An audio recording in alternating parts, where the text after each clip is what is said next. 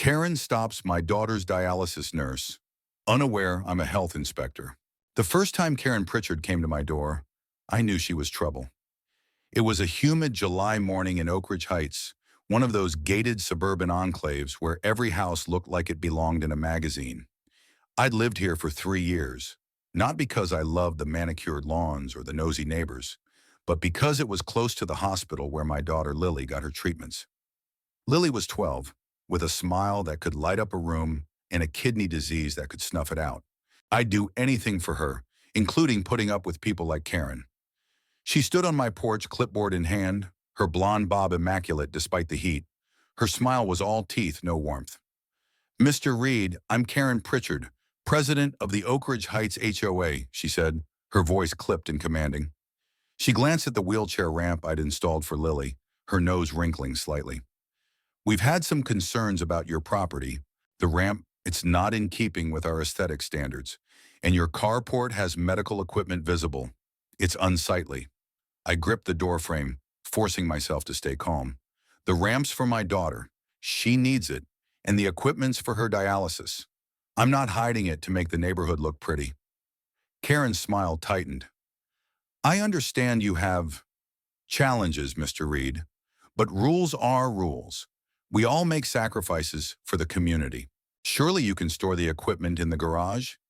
I wanted to slam the door, but Lily was in the living room, watching cartoons, her laughter faint but precious. I couldn't risk a scene. "I'll look into it," I said, my voice flat. "Anything else?" She hesitated, her eyes flicking to my work boots by the door, the faint oil stain on my driveway. "Just a reminder to keep your visitors logged at the gate. We've had issues with unauthorized entries. Safety first, you know."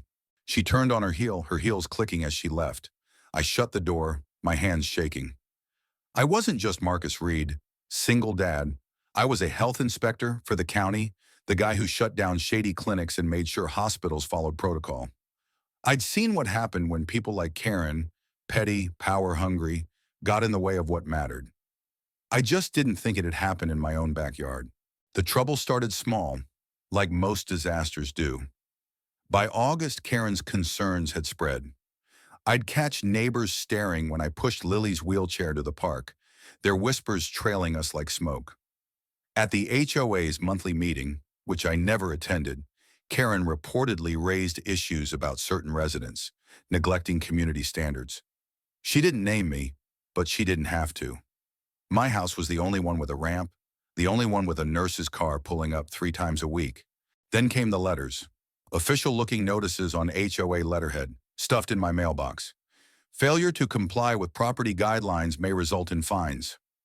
Unregistered visitors detected at 1423 Maple Drive." I ignored them. The HOA's rules were strict, but I'd read the bylaws. Medical accommodations were exempt, and I'd logged every nurse's visit with the gate guard. Karen was bluffing, flexing her authority to see how far she could push. Lily noticed the tension, even if I tried to shield her. "Why's that lady always watching us?" she asked one evening, her voice small as we sat on the porch. She was pale, her brown curls limp from a long dialysis session. "She's just fussy," I said, forcing a smile. "Don't worry about her, kiddo. Focus on getting strong." She nodded, but her eyes were too old for her face. Lily had been through more in 12 years than most people faced in a lifetime. Surgeries, hospital stays, the loss of her mom when she was 5. I'd promised her I'd keep her safe, keep her alive. Karen Pritchard was a nuisance, not a threat. Or so I thought. By September, Karen's campaign had teeth. The HOA's private Facebook group, which I joined to keep an eye on things, was a cesspool of rumors. "Does anyone know what's going on at 1423 Maple? All those strange cars coming and going? I heard he's not even taking care of his daughter properly. Single dads, you know how it is. Probably overwhelmed." Karen never posted directly, but her allies did, and her silence was endorsement enough. I confronted her at the gate one morning, after dropping Lily at school. She was there, clipboard in hand, supervising the guard. "You need to stop," I said, keeping my voice low. "The rumors, the letters, all of it. You're targeting my family and it's crossing a line." She didn't flinch. "Mr. Reed, I'm simply ensuring our community is safe and presentable. If you're feeling singled out, perhaps it's because you're not complying with our standards. My daughter needs dialysis to live, I said, my voice rising. You think that's less important than your precious curb appeal? Her eyes narrowed. Don't make this personal. I'm doing my job. Maybe you should focus on yours, whatever that is. She turned away, dismissing me. I wanted to tell her then. I wanted to say, I'm a health inspector. I make sure people like you don't endanger lives with your ignorance. But I didn't. I'd learned long ago that people like Karen didn't listen to reason. They listened to power. And I didn't have time to play her games. Lily had a checkup that afternoon, and I needed to be there. The incident happened on a Tuesday in October, one of those crisp fall days that felt too perfect for tragedy. Lily had been weaker than usual, her energy drained after a rough weekend. Her dialysis nurse, Sarah, was scheduled to arrive at 6 p.m. Sarah was a godsend, calm, competent, always gentle with Lily. She'd been coming for a year, her car logged in the HOA system, her ID checked a dozen times. But that night she didn't show. At 6:15 I called her, no answer. At 6:30 I texted, nothing. Lily was in her room, hooked to a portable oxygen tank, her breathing shallow. Dad, I don't feel good, she whispered, her voice barely audible. Hang on, kiddo, I said, my heart pounding. Sarah's coming. By 7 I was frantic. I called the hospital, the nursing agency, even the police. Finally, Sarah called back, her voice shaking. Marcus, I'm at the gate. The HOA president. She won't let me in. She says I'm not authorized, that my ID doesn't check out. I've been arguing for an hour. I grabbed my keys, told Lily I'd be right back, and ran to the gate. There was Karen standing like a sentinel, her arms crossed, a walkie-talkie in hand. Sarah's car was parked just outside, her face pale in the driver's seat. The gate guard, a nervous kid named Jake, looked caught in the middle. What the hell is going on? I demanded, my voice loud enough to echo. Karen didn't blink. This woman isn't on the approved list. We've had security concerns, Mr. Reed. I'm protecting the neighborhood. She's my daughter's nurse, I shouted. Lily needs dialysis now. You're putting her life at risk. Karen's lips pursed. If she's a legitimate nurse, she should have proper documentation. I'm not letting just anyone waltz in here. Sarah leaned out her window, holding up her badge. I've been coming here for a year. You've seen me before. Karen ignored her, turning to Jake. Call security. This is a breach. I stepped closer, my hands shaking with rage. You're not security. You're not the law. You're a glorified busybody and you're endangering my daughter. Let her in or I swear. Threats won't help, Karen snapped. Follow the rules, Mr. Reed, and we wouldn't have this problem. I didn't wait. I pushed past her, opened the gate myself, and waved Sarah through. Karen shouted after me, but I didn't hear her. I was already running back to the house, Sarah's car behind me. Lily was worse when we got there. Her lips were blue, her breathing ragged. Sarah worked fast, setting up the dialysis machine while I held Lily's hand, whispering, You're okay, kiddo. You're okay. But she wasn't. Her vitals were crashing. Sarah called 911 and within minutes an ambulance screamed into the driveway. The paramedics took over, stabilizing Lily enough to get her to the hospital. I rode with her, my heart in my throat, her small hand limp in mine. Sarah followed in her car, tears streaming down her face. At the hospital, the doctors worked for hours, pumping fluids, adjusting her treatment. By midnight, they told me she'd pull through, but it had been close, too close. I sat by Lily's bed, watching her chest rise and fall, the machines beeping softly. She was alive, but the fear lingered, a weight I couldn't shake. And the anger. God, the anger. Karen hadn't just crossed a line. She'd nearly killed my daughter. The next morning, the story broke. A nurse at the hospital, outraged by what had happened, tipped off a local reporter. By noon, the headline was everywhere. HOA president blocks dialysis nurse, endangers child's life. The article mentioned my name, Lily's condition, and my job as a health inspector who'd spent years protecting public safety. It painted Karen as a tyrant, her actions not just cruel but reckless. Oak Ridge Heights erupted. The HOA's Facebook group was flooded with comments, neighbors demanding Karen's resignation. Ex-posts with harsher justice for Lily trended locally, some calling for criminal charges. A TV news crew camped outside Karen's house, catching her flustered and defensive. "I was following protocol," she insisted, but her voice cracked, her confidence crumbling. I didn't care about the headlines. I cared about Lily, who was still in the hospital, weak but fighting. And I cared about making sure this never happened again. The hospital room was quiet except for the steady beep of Lily's monitors. She was asleep, her small frame swallowed by the bed, an IV line snaking into her arm. I sat beside her, my eyes burning from exhaustion, my mind replaying the night before.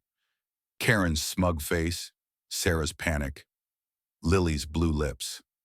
The doctors said she'd be okay, but okay was a fragile word when your kid's life hung on a machine. I hadn't left her side since we got here, and I wasn't planning to. Not until she was strong enough to go home. Outside, Oak Ridge Heights was a storm. The news story had spread like wildfire, picked up by national outlets. "Suburban HOA endangers child's life" was the kind of headline that stuck. Reporters swarmed the neighborhood, their cameras trained on the gated entrance where Karen had stood like a gatekeeper. Social media was relentless. X posts with Josh and Karen the gatekeeper and Marshar Shark Save Lily racked up millions of views. A petition to dissolve the HOA had 10,000 signatures by the second day. People I'd never met left flowers and cards at my doorstep, their notes filled with apologies and prayers for Lily. I didn't read them. I didn't want their pity or their outrage. I wanted my daughter safe, and I wanted Karen to face what she'd done. Not because I hated her, though part of me did, but because people like her didn't learn without consequences. I'd seen it in my job as a health inspector. Negligence, arrogance, and power trips cost lives. Karen wasn't a shady clinic owner, but she'd wielded her clipboard like a weapon, and Lily had paid the price. Karen's fall was swift and brutal. The HOA board, desperate to save face, voted her out as president within 48 hours. The meeting was live-streamed on the neighborhood's Facebook group, and I caught snippets of it when Sarah brought me coffee. Karen sat stone-faced as neighbors tore into her, their voices sharp with betrayal. "You almost killed a child," one woman shouted. "Who gave you the right to play God?" another demanded. Karen tried to defend herself, muttering about security protocols and misunderstandings, but no one was listening. By the end, she was escorted out, her head bowed, the clipboard she'd once brandished nowhere in sight. The backlash didn't stop there. The local news dug into Karen's past, uncovering a trail of petty power grabs. She'd fined neighbors for minor infractions, wrong-colored curtains, unapproved mailboxes, while exempting her own violations. She'd pressured the gate guards into stricter checks, creating a culture of fear rather than safety. Worst of all, she'd misrepresented the HOA's authority, claiming it had legal power it didn't. The revelation that she'd collected dues for personal expenses, a new deck, a luxury spa membership, turned her from a nuisance into a pariah. Lawsuits followed. I filed one for emotional distress and medical costs, not because I wanted money, but because I needed to send a message. Other neighbors joined, suing for fraudulent HOA practices. Karen's husband, a soft-spoken realtor who'd always stayed in her shadow, moved out, taking their teenage son with him. Her pristine house, once the envy of Oak Ridge Heights, sprouted a "for sale" sign, the lawn already yellowing from neglect. I saw her once during that chaos at the pharmacy where I was picking up Lily's meds. She was in the aisle, clutching a bottle of aspirin, her face haggard. No makeup, no designer clothes, just a faded sweatshirt and jeans. Our eyes met, and I braced for her usual defiance. Instead, she looked away, her shoulders slumping. For a moment I felt a pang, not sympathy, not yet, but something close. She wasn't the Karen who'd stood at the gate anymore. She was just broken. Lily came home after a week, weaker but smiling. "I missed my room," she said, settling into her bed with her favorite stuffed bear. I tucked her in, my chest tight with relief. Sarah resumed her visits, and I made sure every guard at the gate knew her by name. The HOA, now led by a quiet retiree named Gloria, issued a formal apology and revised its policies. Medical personnel were given priority access, no questions asked. It was a start, but it didn't erase the fear that lingered every time I looked at Lily's pale face. The neighborhood tried to make amends. Gloria stopped by with a casserole and a card signed by dozens of neighbors. "We didn't know," she said, her eyes red. We should have checked on you, asked about Lily. We let Karen run the show. I nodded, accepting the gesture. But trust was hard to rebuild. I'd spent years inspecting facilities, spotting cracks before they became disasters. I hadn't seen this one coming, and that failure haunted me. The public's anger, though, was a force of its own. Karen's name became a punchline, a cautionary tale. A local radio host called her HOA Hitler, and the nickname stuck. Someone spray-painted Karen's gate on the entrance, a jab that drew cheers online but made me wince. I didn't want vengeance. I wanted accountability. But the line between the two was blurry, and I wasn't sure where I stood. A month later, the county held a public forum to address the incident.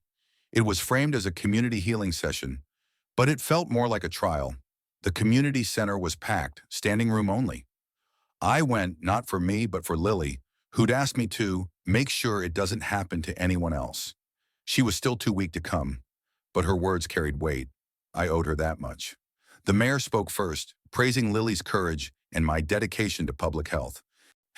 He mentioned my work, how I'd shut down a chain of illegal nursing homes 2 years ago, saving dozens of elderly patients from neglect. The crowd murmured, some looking at me with newfound respect, others with guilt. I didn't care about their admiration. I cared about the truth. When the floor opened, the room exploded. Neighbors vented their fury at Karen, the HOA, the system that let her wield so much power. A young mother clutching a toddler sobbed as she described how Karen had fined her for leaving a stroller on her porch. An older man, a Vietnam vet, called her a tin pot dictator who'd bullied him into removing his flagpole. The stories piled up, each one a brick in the wall of Karen's downfall. Karen was there, sitting in the back, her face pale. She hadn't been invited to speak, but she stood anyway, her hands trembling. The room went silent, the air thick with tension. I made a mistake, she said, her voice barely audible. I thought I was protecting this community. I thought I was doing what was right. But I was wrong. I hurt Lily. I hurt Marcus. I hurt all of you. I'm sorry. Her words hung there, fragile and raw. No one clapped. A few people muttered, their anger unsoftened. I watched her searching for the woman who'd blocked Sarah at the gate. She wasn't there. This Karen was stripped bare, her arrogance gone, her control shattered. I stood not because I wanted to, but because I had to. My daughter almost died, I said, my voice steady but heavy. That's not a mistake you fix with words. But I don't want this neighborhood to be about hate. I want it to be about keeping kids like Lily safe. That's what matters, not revenge, not rules, people. The crowd nodded, some wiping tears. Karen sat down, her head bowed. I didn't look at her again. I'd said what I needed to. Karen's life unraveled further in the weeks that followed. The lawsuits drained her finances, forcing her to sell her house at a loss. She moved into a small apartment downtown, working part-time at a grocery store to cover legal fees. Her son stopped speaking to her, and her friends, those loyal HOA allies, vanished. Oak Ridge Heights erased her, her name a taboo whispered only in gossip. I heard she'd started therapy, that she'd joined a support group for community leaders who'd lost their way. I didn't know if it was true, and I didn't care. My focus was Lily, who was gaining strength but still faced a long road. We spent evenings playing board games, her laughter a reminder of why I kept going. Sarah became more than a nurse. She was family, joining us for pizza nights, her presence a comfort to us both. But Karen's shadow lingered, not in anger, but in questions. Could she change? Did she deserve to? I'd spent my career judging systems, not people, but this felt personal. I didn't have answers, and that unsettled me. One evening in December, I found a letter in my mailbox, handwritten on plain paper. It was from Karen. Marcus, I don't expect you to read this, but I have to try. What I did to Lily, to you, was unforgivable. I was obsessed with control, with making everything perfect. I saw your family as a flaw, not a strength. I was wrong, and I'll carry that guilt forever. I'm trying to make amends, not for forgiveness, but because it's right. I've started volunteering at a children's hospital, helping families like yours. It's small, but it's a start. I hope Lily is okay. I pray for her every day. Thank you for not letting my mistakes define you. You're a better person than I'll ever be. Karen, I read it twice. then set it on the kitchen counter. It wasn't enough, not nearly enough, but it was something. A crack in the armor of the woman who'd nearly destroyed us. I didn't write back. I wasn't ready, but I kept the letter. A reminder that even the worst could try to rebuild. Karen's letter stayed on my counter for days, its words echoing in the quiet moments between Lily's dialysis sessions and my inspections at work. It wasn't enough to erase what she'd done. Nothing could. But it was a crack in the wall she'd built around herself. I didn't know if I believed her promise to change, but I knew what it took to write those words, to face the person you'd nearly destroyed. That kind of courage, however small, wasn't nothing. Oak Ridge Heights had changed by spring. The HOA, now a shadow of its former self, focused on practical things, road repairs, park cleanups, under Gloria's steady hand. The gate guards were friendlier, waving Sarah through with smiles instead of suspicion. Neighbors stopped by with small gestures, a plate of cookies, an invitation to a barbecue, a quiet "How's Lily" when we passed in the park. It wasn't perfect, but it was better. Trust was a slow build, like a house after a fire. But we were laying the foundation. Lily was stronger, her color returning, her laughter louder. She'd started painting again, her bedroom walls covered in bright canvases of flowers and stars. "For when I'm stuck inside," she told me, grinning. I framed one, a sunflower bursting with yellow, and hung it in the living room. It was a reminder of her resilience, of why I'd fought so hard to keep her safe. But it also reminded me of the fragility of her life, how close we'd come to losing her because of one woman's arrogance. Karen's name faded from the neighborhood's conversations, replaced by new gossip, whose dog barked too loud, whose kid made the honor roll. But I heard whispers of her life. She'd kept her job at the grocery store, working the night shift to avoid stares. She'd sold her car to pay legal fees, taking the bus instead. Her volunteering at the children's hospital wasn't just a rumor. She was there most weekends, reading to kids, helping parents navigate paperwork. I didn't know what to make of it. Part of me wanted to believe she was trying. Another part wondered if it was just another performance, a way to claw back respect. Then came the anniversary of that awful night. 1 year since Karen had blocked Sarah at the gate, since Lily's life had hung by a thread. The hospital where Lily was treated held a small event to raise awareness about pediatric kidney disease. Lily, now 13, wanted to go. "I want to tell people it's okay to be sick," she said, her eyes fierce. "It's not something to hide." I couldn't say no. The event was in the hospital's courtyard, decorated with balloons and posters about dialysis and transplants. Families milled around, kids in wheelchairs or with IVs laughing as volunteers painted their faces. Lily spoke briefly, her voice soft but steady, about living with her disease. "My dad and my nurse, Sarah, keep me going," she said, "and I'm not giving up." The crowd clapped and I swallowed hard, pride and fear twisting in my chest. Afterward, I saw Karen. She was at a booth handing out water bottles, her hair tied back, her face free of makeup. She looked ordinary. Not the HOA queen, not the villain of Oak Ridge Heights. Just a woman working quietly, unnoticed by most. She saw Lily and froze, her hands clutching a bottle. For a moment I thought she'd turn away, but she didn't. She walked over, slow and hesitant. "Lily," she said, her voice barely above a whisper. I'm glad you're here. You were amazing up there." Lily looked at me, uncertain, then back at Karen. "Thanks," she said, her tone polite but guarded. Karen's eyes flicked to me, full of something I couldn't name. Shame, maybe, or hope. "Marcus, can we talk? Just for a minute?" I nodded, guiding Lily to Sarah, who was nearby with a face painting kit. "Stay with Sarah, kiddo. I'll be right back." Karen and I stepped to a quiet corner of the courtyard, the hum of the event fading behind us. She took a deep breath, her hands twisting together. "I've been wanting to say this in person," she said. "What I did to Lily, to you, it was the worst thing I've ever done. I was so caught up in rules and being important that I didn't see what mattered. I almost took her from you. I can't undo that, but I'm trying to be someone who'd never make that mistake again." I studied her, searching for the old Karen, the one who'd stood at the gate, unyielding. She wasn't there. This woman was raw, stripped of pretense.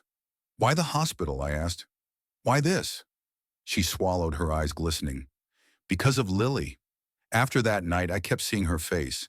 How sick she was, how scared you were. I couldn't live with myself unless I did something. The kids here, they're like her. Brave, fighting. Helping them feels like I'm giving back. Even a little. I didn't respond right away. Words felt too small for the weight of what had happened. Lily's alive, I said finally. That's what matters. But don't think a few months of volunteering fixes it. You changed our lives, Karen. Not in a good way. She nodded, tears spilling over. I know. I'll spend the rest of my life making up for it. Not for you to forgive me, but because it's right. I didn't say anything else. I didn't have to. She turned back to the booth, and I went to Lily, who was giggling as Sarah painted a star on her cheek. But Karen's words stayed with me, a seed planted in rocky soil. A few weeks later, I got a call from the hospital's outreach coordinator. They were starting a support group for parents of kids with chronic illnesses, and Karen had recommended me as a speaker. She said you'd been through a lot, the coordinator told me. She thought your story could help others. I was stunned. Karen hadn't just suggested me, she'd shared Lily's story with my permission to raise funds for the program. She'd organized a small fundraiser, selling handmade bracelets to cover costs for families who couldn't afford travel to treatments. It wasn't flashy, but it was real. The coordinator sent me a photo of the bracelets, each one with a tiny sunflower charm, Lily's favorite flower. I showed Lily the photo that night. What do you think, kiddo? Should we go to the support group? She tilted her head, studying the sunflower. Is that the lady from the gate? The one who was mean? Yeah, I said. She's trying to be better. Lily thought for a moment, then nodded. If she's helping kids like me, that's good. Let's go. The support group met in a hospital conference room, a dozen parents around a table, coffee cups and tissues scattered between us. I spoke about Lily's diagnosis, the endless hospital stays, the night we almost lost her. I didn't mention Karen by name, but the story was enough. Parents shared their own struggles, bills, exhaustion, fear of the future. It was heavy, but it was honest, and for the first time, I felt less alone. Karen was there, not as a speaker, but as a volunteer, refilling coffee and handing out flyers. She didn't draw attention to herself, but I saw her listening, her eyes soft when a mother broke down about her son's transplant waitlist. After the meeting, she approached me holding a small box. This is for Lily, she said, her voice low. If it's okay. I opened it.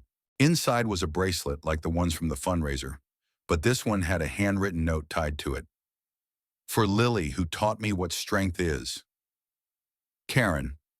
I looked at her, the weight of the past year pressing against the moment. Why do this? I asked. You could have walked away, started over somewhere else. She smiled, small and sad. Because walking away would have been easy. Staying, facing what I did, that's harder. Lily deserves better than the person I was. So do you. I didn't forgive her, not fully. Some wounds run too deep. But I took the bracelet, and when I gave it to Lily, her face lit up. It's pretty, she said, slipping it on. Tell her I like it. That summer, Oak Ridge Heights held a community fair, the first since the HOA's overhaul. There were food trucks, games, a bounce house where Lily spent hours with other kids, her laughter ringing out. I helped set up tables, trading jokes with Gloria and Sarah, who'd become a fixture at our house. The neighborhood felt lighter, like it had exhaled a long-held breath. Karen was there, at a booth for the hospital's outreach program, handing out flyers and bracelets. She'd started a small nonprofit, using her old HOA organizing skills to connect families with resources. It wasn't about redemption. She didn't talk about herself, but about the kids. I saw her with a young boy in a wheelchair, showing him how to make a paper airplane, her smile genuine. Later, as the sun set, I found myself beside her booth. Lily was with Sarah, eating cotton candy, her sunflower bracelet glinting on her wrist. You're doing good work, I said, nodding at the flyers. Karen looked surprised, then grateful. It's not enough, but it's a start. Thank you, Marcus, for letting me try. I shrugged, not because I didn't care, but because some things didn't need words. Keep it up, I said. Lily likes the bracelet. She smiled, tears in her eyes, and I walked away, back to my daughter, my home, my life. Lily's still fighting, her disease a shadow we live with every day. But she's strong, stronger than I'll ever be. Oak Ridge Heights isn't perfect, but it's ours. Flawed, messy, human. Karen's not a friend, not a hero, but she's not the villain anymore. She's just someone learning, like the rest of us. I'm still Marcus Reed, health inspector, dad, keeper of sunflowers. I don't have all the answers, but I have Lily's laugh, Sarah's loyalty, and a neighborhood that's trying. That's enough. The end.